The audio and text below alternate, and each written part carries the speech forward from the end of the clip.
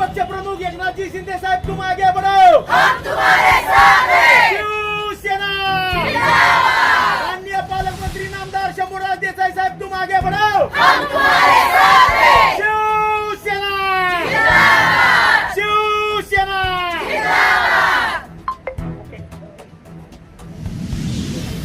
ताई, तुम्ही म्हणालात की मोठ्या भावानं पाठीत खंजीर खुपसला, तुम्ही महायुतीचे घटक पक्ष आहात, तुम्ही महायुती तोडणार का?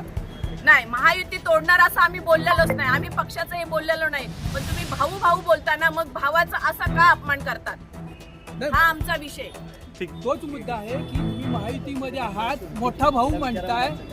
आमच्या जिल्हा परिषद सदस्य कविताताई ओंबळे पण इथं आहेत, त्यांनाही तुम्ही विचारू शकतात का तिथं काय प्रकार घडला, आतमध्ये जे घडलं त्याही तुम्हाला सांगतील. मंत्र्यांना धक्काबुक्की होते, आपण म्हणालात आता की मोठा भाऊ म्हणालात. आणि सातारा जिल्ह्यामध्ये जे घडलेलं आहे ते कुठे महाराष्ट्रात घडलेलं नाहीये. आज आमच्या देशाचे उपमुख्यमंत्री एकनाथजी शिंदे साहेब यांच्या नेतृत्वाखाली आज हा आम्ही मोर्चा काढलेला आहे, तो मुख मोर्चा आहे. त्याच्यामुळे जे आमच्या मंत्र्यांचं म्हणजेच आदरणीय शंभूराजे देसाई साहेबांचा जो आज जिल्हा परिषद सदस्य ऑफिसमध्ये जे उमेदवार वोटिंगसाठी गेले होते त्यांना आज दारातून पोलीस प्रशासनाने फटफटत नेलेलं आहे, हा कितपर्यंत न्याय याचा आम्ही निषेध करतोय. आणि खरोखर हा याचाच आम्हाला न्याय मिळाला पाहिजे.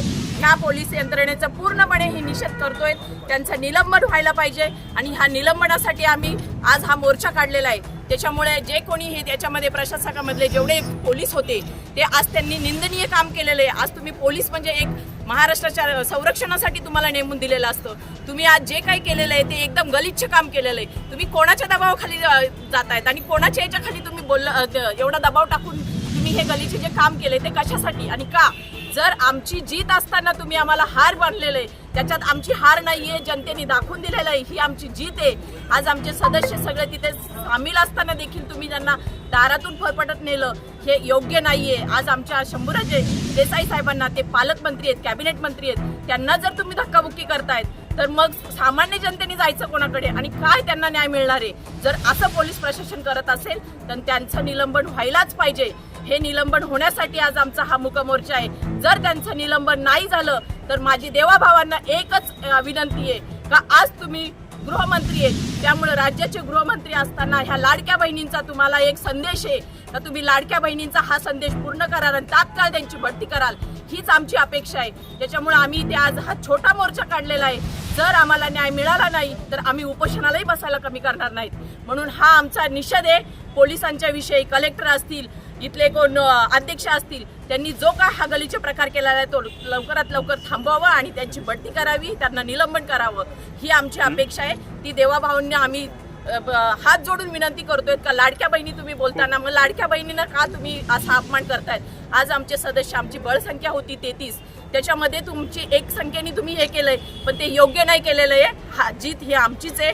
शिवसेना राष्ट्रवादी एकत्र असताना तुम्ही भाऊ भाऊ बोलता ना, मग भावाच्या पाठीत काय खंजीर खुपसतात का? हे योग्य नाही केलेलं आहे देवाभाऊ.